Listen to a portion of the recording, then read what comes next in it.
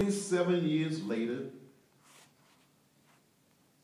I don't know how I made it across the Edmund Pettus Bridge, back across the Alabama River, back to that little church that we had left from. But I do recall being back at the church. The church is filled to capacity. More than 2,000 people on that side trying to get in to protest what had happened on the bridge. Someone said, "Speak to the audience, John." I stood up and said, "I don't understand it. How President Johnson can send troops to Vietnam, but cannot send troops to Selma, Alabama to protect people who only desires to register to vote." The next thing I knew, I've been admitted to the Good Samaritan Hospital with 17 other young people. Early the next morning, Monday morning, Dr. Martin Luther King Jr. and Reverend Ralph Abernathy came to visit me. Dr. King said, "John, don't worry. We will make it from Selma to Montgomery. The Voting Rights Act will be passed." Reverend Peterson was right. He made an appeal for religious leaders to come to Selma, and on Tuesday, March 9th, more than 1,000 ministers, priests, rabbis, and nuns came and walked across that bridge. They kneeled and prayed. And that same evening, 3 young ministers went out to try to locate a restaurant to get something to eat. They were attacked by the Klan. And one was so severely beaten, he died a day later at a hospital in Birmingham. I tell you the story. We won the right to vote in the heart of the American South by the blood and suffering of so many people.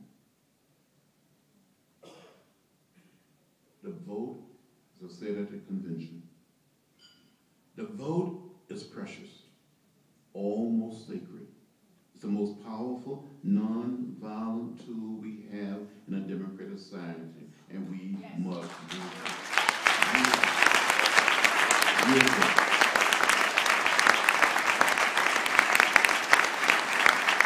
So I said to you tonight, don't give up. Don't give in. Don't get lost in the sea of despair. I went to jail 40 times during the 60s. Beaten on the Freedom Ride. Left bloody at the Greyhound bus station in Montgomery. I'm not weary. I'm not tired. I'm not ready to give up. And the Democratic Party, the Democrats of Denver, must not give up. Let's win this victory. Let's re-elect President Barack Obama. Let's do it.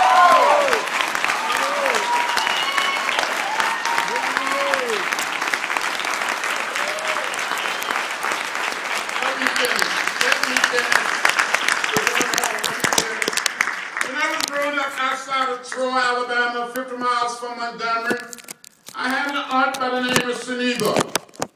And my aunt Seneba lived in what we call a shotgun house. I know here in Denver, you've never seen a shotgun house. You don't even know what I'm talking about. My aunt Seneba didn't have a green manicured lawn, had a simple, plain, dirt yard. But sometime at night, you can look up through the holes in the ceiling, through the holes in the tin roof, and count the stars. But if it rains, you may get a pail, a bucket, or a tub, and catch the rainwater. For those of you who may not know what a shotgun house is, in the nonviolent sense, it's an old house, one way in, one way out, where you can bounce a basketball through the front door, and it would go straight out the back door. My Aunt Seneba lived in a shotgun house.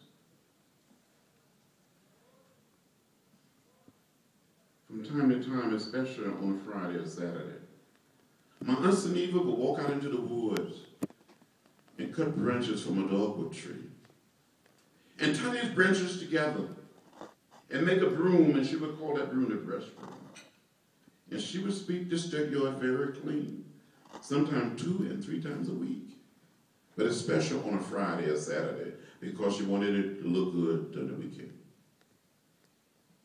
But one Saturday afternoon, a group of my brothers and sisters and a few of my fresh cousins, about 12 or 15 of us young children, were out playing in my Aunt Geneva dirt yard.